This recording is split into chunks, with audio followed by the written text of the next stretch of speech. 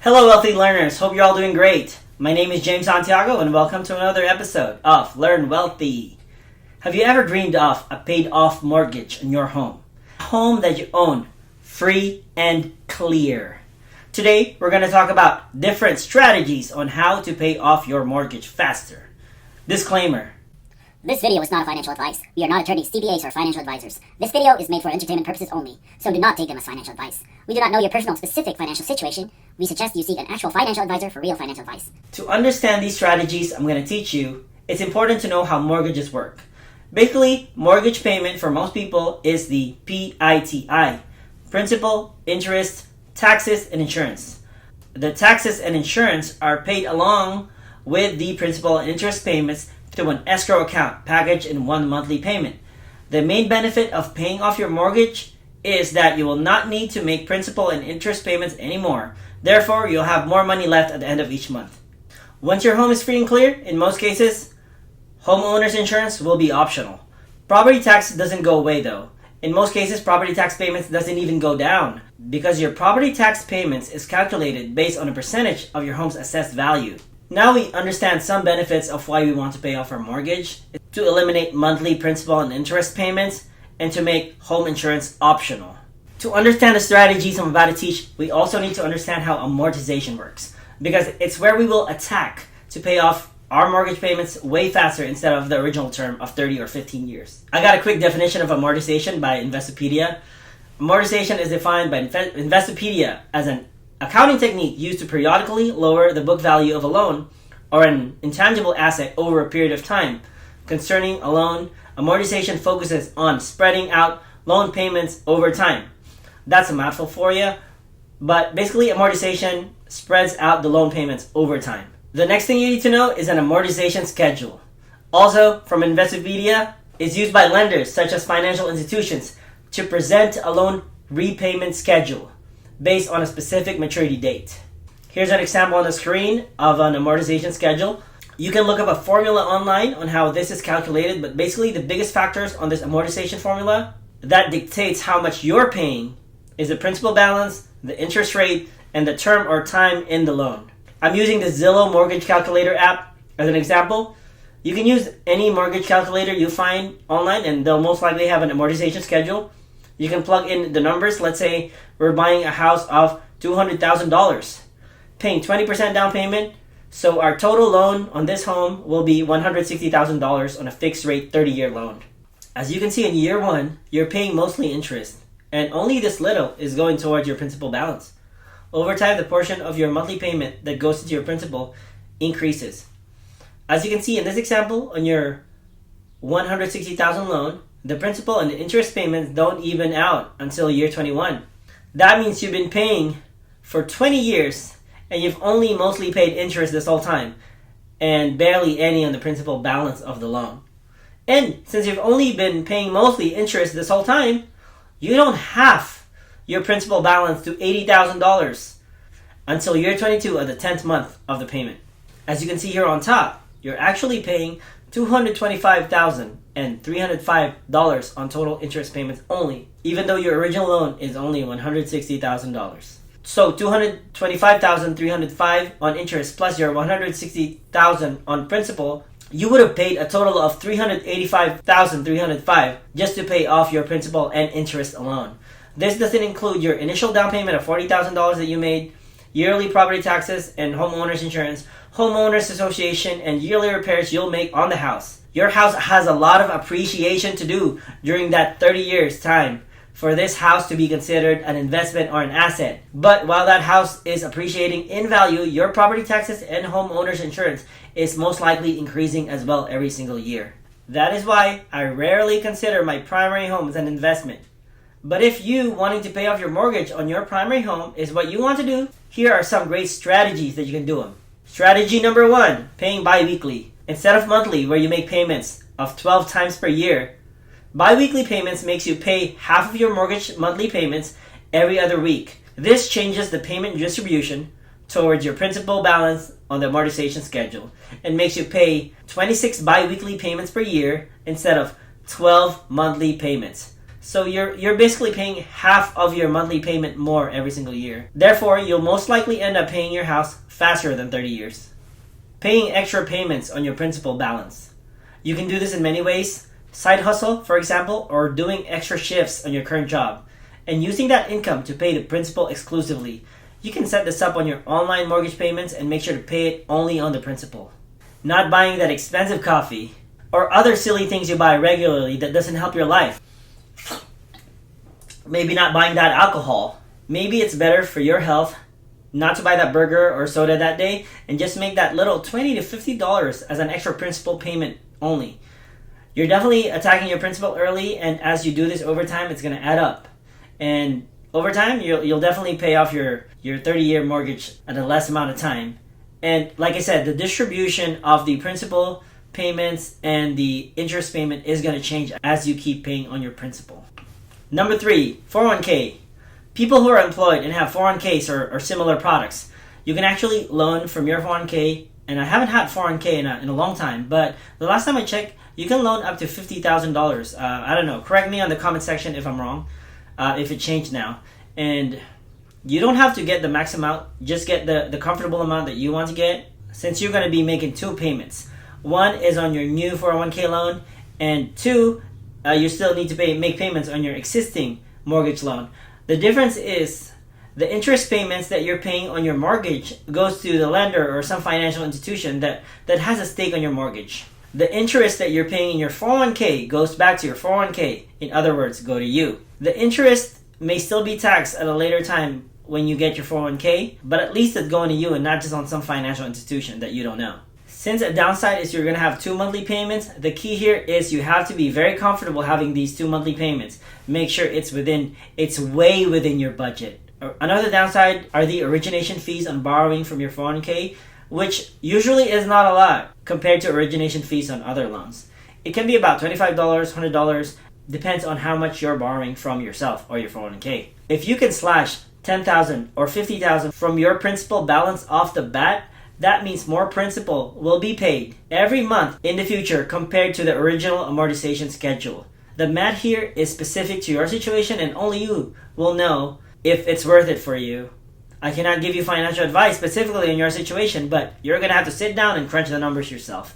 Another downside of this is you may end up using what you borrowed from your 401k on a new nice car or a vacation or other things that will make you poor. So you have to have a strong discipline and a strong financial mind to make this strategy work correctly. Number 4, credit cards. But before that, please hit the like button if you found value in this video. Please subscribe and hit the bell notification if you want to keep track of whenever I release more useful videos like this in the future. Let's get back to the video. Number 4, credit cards. This also requires discipline, as you can't just spend these money on things that will make you poor. Loan has a multiplier effect.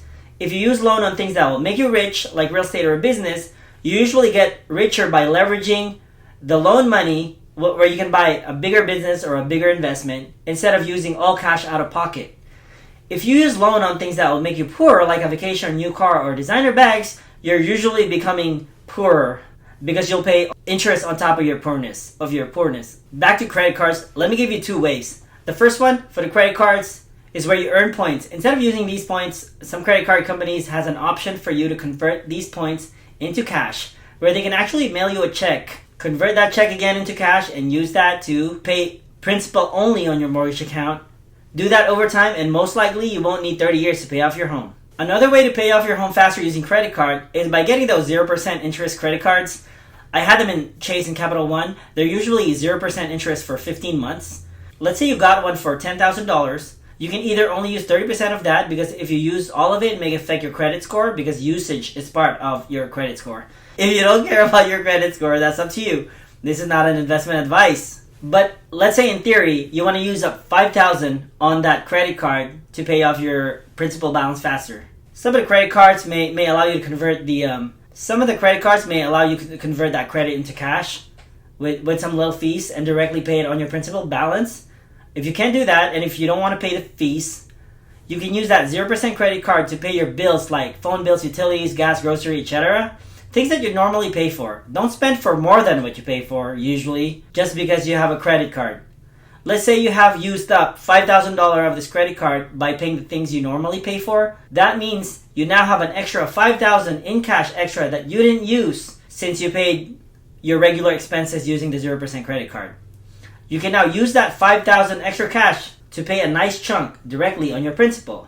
Off the bat, you're slashing $5,000 on your principal mortgage balance that you would have paid interest for, depends on your interest rate. But now it's in the form of 0% credit card. You now have about less than 15 months to pay off that $5,000 on your credit card. Make sure you pay it off before it can charge you any interest. Doing that, and then maybe after the 15 months, try to get another credit card and do this over and over, can really make a dent on your mortgage payments and pay less interest over time. Last but not the least is your HELOC, or home equity line of credit. This is basically a credit card, but using your equity of your home as a collateral. And in turn, the banks may give you a credit card for it. You can apply this with a bank or a lender. Sometimes the bank that approves you for a HELOC can even set this HELOC up like a checking account. Alright guys, we're going to try to explain how to pay off your mortgage using a HELOC with our trusty whiteboard. So per our example earlier, we have a $160,000 worth of mortgage, a loan that we own, our primary first loan mortgage. All right, and then we're gonna pay that off using a HELOC. Let's say we got approved for a HELOC of $50,000. So my advice is to not use all these HELOC right away. Although it would be nice to use all of it to get $50,000 off that principal loan amount. I don't want you to pay interest on this HELOC. So first you have to know how much you're making every single month and how much you're spending. So let's say you are making $10,000 every single month worth of income, and you are spending $6,000 every single month. All right. This $6,000, the breakdown of that, let's say $2,000, like $2,000 of that goes into the payment of your mortgage. You're paying your PITI, your monthly payment. And then $4,000 is about all your other miscellaneous expense for the month, more or less. But ideally, you realize that your max budget every month is $6,000. All right. So, and you know that you have $10,000 coming in every single month. So you can set up your HELOC like a sort of like a debit card where you can have an account number in it. So you're gonna set up a direct deposit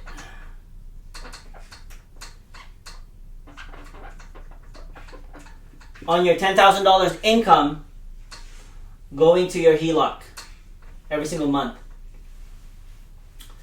And what you're gonna do is you're gonna use your HELOC, $50,000, to pay off all your single expenses, your mortgage, like I said, and everything else, your miscellaneous, your car payment, utility bills, gas, whatever. So since your HELOC is a credit card, and also you can set it up sort of like a checking account, you can pretty much pay everything using a HELOC.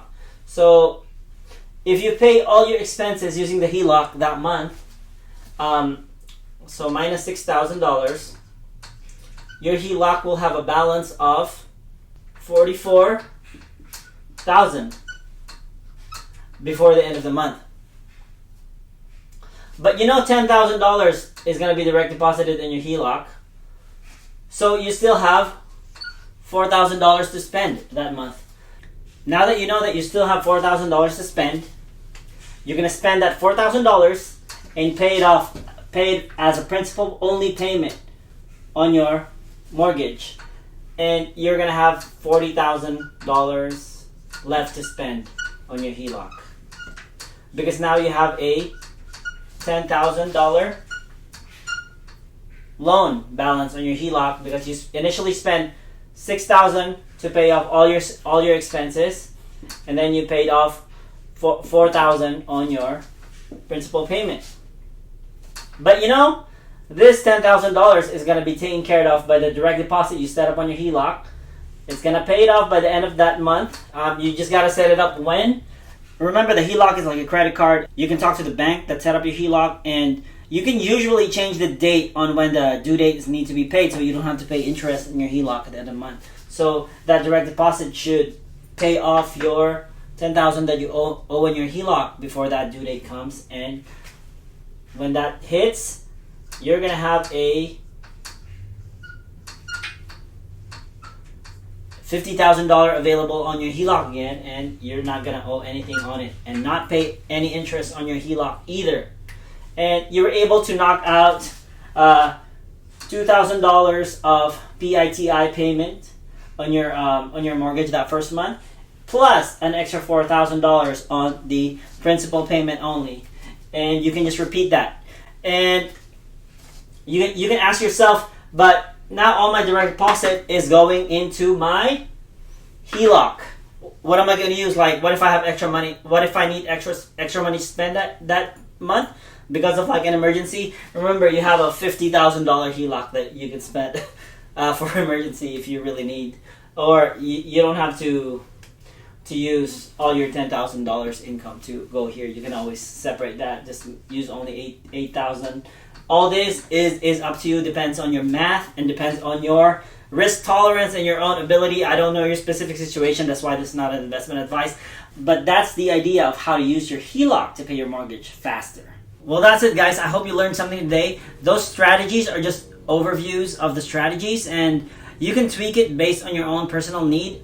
It's not an investment advice. I don't know your own personal situation, but maybe you can use one or two, or maybe you can use all of them. That would be great, but it's up to you. You gotta crunch the numbers. You gotta tweak it if it makes sense. If you're definitely paying less interest over time compared to if you're following your own original mortgage term plan. So it'll be up to you guys, all right? You got this. See you in the next video.